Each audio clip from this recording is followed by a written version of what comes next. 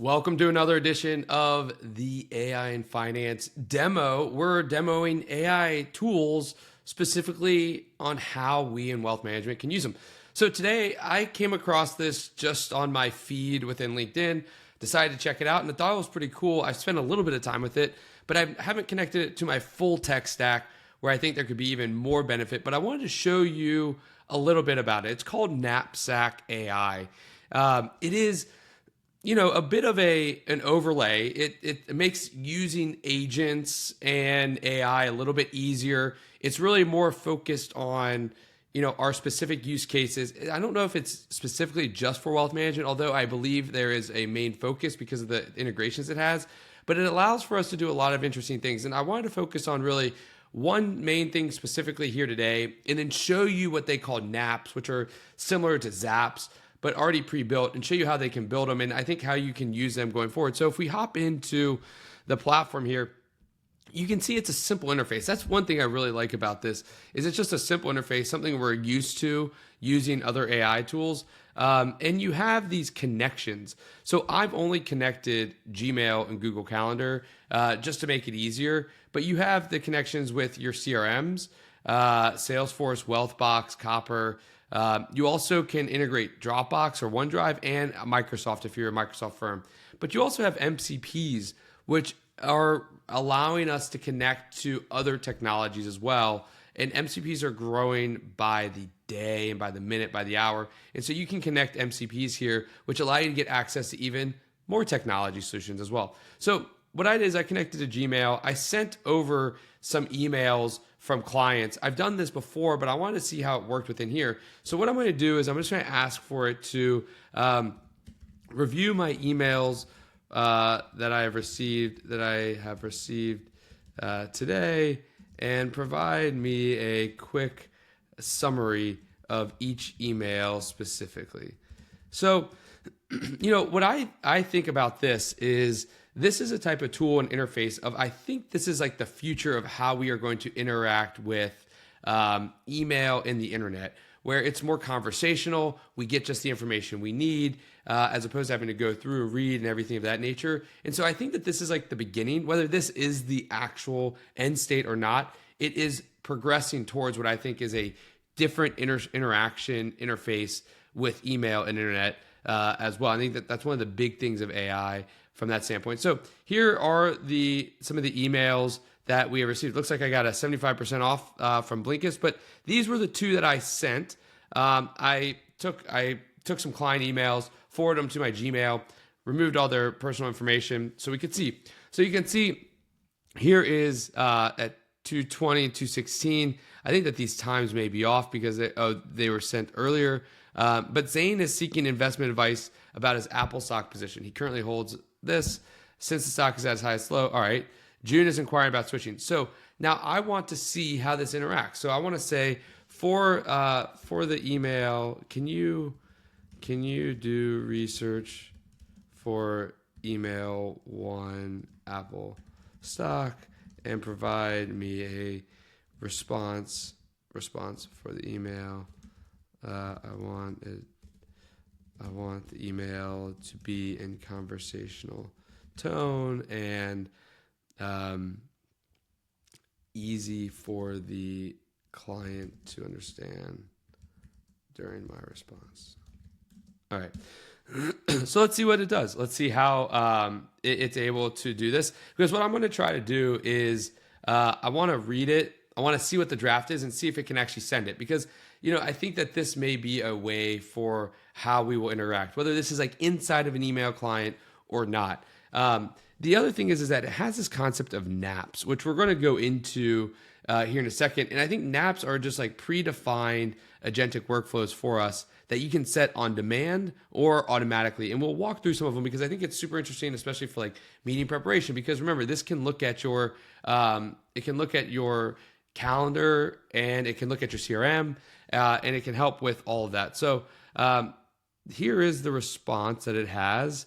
Zane is holding approximately 3. So is this a good time? Research-based response based on the best practice for endorsement response. Key recommendation points. This reduces concentration risk while maintaining exposure to Apple. Timing advantage. Emphasizes next steps, suggest a call, draft email. Your response has been created as a draft. Email context, I successfully located, response draft crafted. I prepare a conversational response in accessible form. I successfully located and reviewed. Here's the key message. Your response has been saved as a draft in Gmail. Oh, wow. Okay. So let's go over to Gmail. I didn't know that. Let's go over to Gmail. And let's go into my drafts here for a second. Drafts. And there it is. Hope this email finds you well. I currently have... Oh, that's not the draft. Oh, here's the draft down here. So let's look at this. Hey, Zane, thanks for reaching out and great question. It's smart that you're thinking about diversification, especially when a single position has grown to such a significant portion of your portfolio. You're right that this represents a substantial... First, the good news, Apple is performing incredibly well. You should feel good about the investment. However, it's real, something unexpected. Selling high is exactly what we want to do for diversification. Redeployment. Once we sell, we can redeploy these funds into other areas where you might be underweight, perhaps broad market index funds, other sectors, bonds, or other investments that align with your overall financial plan, tax considerations. Interesting. So, I could reformat this. I could send it from here. But just like that, I've had the email now put into my draft folder. And I think that is really an interesting aspect, right? Because what I could do is I could automate that and have all of my emails in draft, ready for me to review and format and send off before getting. And I could probably even have them give me an update or synopsis of what was there. I love how this outlines what how they went through the draft, how they thought through it, easy to understand, and it was in the draft. And so I think that is a really interesting way of using Knapsack. Now, the other aspect is that if I was connected to my CRM, I could pull in information from my CRM and my email to craft that response. I could push this into my CRM.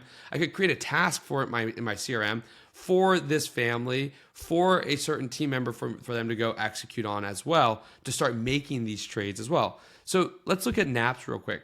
So naps are just these simple, quick ways of executing with agents and AI. So one of them that I thought was interesting down here was, quarterly meeting prep. So in here, you can see how you name the nap. When should this nap be run? Again, very simple and intuitive. I really like that. And what should this nap do? Now, this is just how we go about prompting. If you're not a great prompter, you could use ChatGPT or something to help you build this prompt, but you give a purpose, you give the task, you give some data sources, and then you give an output format, and you're telling it on here in plain English where you want it. Financial snapshot from CRM linked data. Okay. Some other information here that they can get from CRM notes and activities.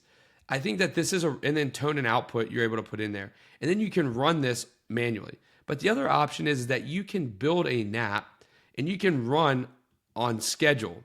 So you can say, I want this to be run every Monday at 9, at the end of every day for all my meetings tomorrow, after all meetings, because Knapsack also has an AI note taker. So after all meetings, you can have it do X, Y, and Z, craft you a draft response, an email as well. And I think that is an interesting takeaway as well, because think about if you have this join your meetings, then after the meetings, it summarizes and puts a draft email in your mailbox so you can go and look at it at the end of the day, and it's ready to be sent. You have all of your drafts. So you have to change your process a little bit, which is okay, but I think that's where AI really helps, is when you rethink your process and you let AI help you have the best process as opposed to trying to squeeze AI into your process. And Knapsack seems to do that really well as well. And so you have their note taker as well. I don't have it joining meetings because my Google doesn't have any meetings, but you can see all the different ways, and they have these feature naps that you can use. You can build your own.